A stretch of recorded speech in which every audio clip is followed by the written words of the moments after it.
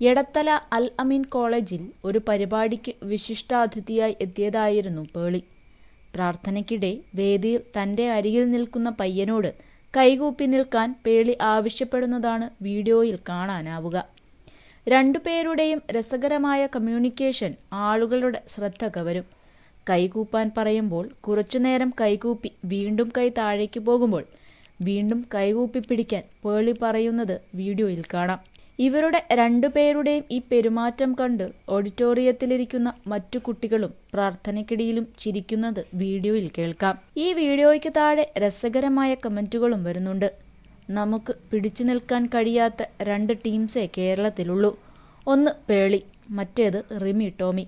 ചെക്കൻ ഏതു നേരത്താവോ സ്റ്റേജിൽ കയറാൻ തോന്നിയത്. സ്കൂളിൽ പോലും പ്രയറിന് പോയിട്ടില്ല, പിന്നെയാ ഇത്. ഇങ്ങനെ പോകുന്നു കമന്റുകൾ. സകലകലാ വല്ലഭയാണ് പേളി മാണി.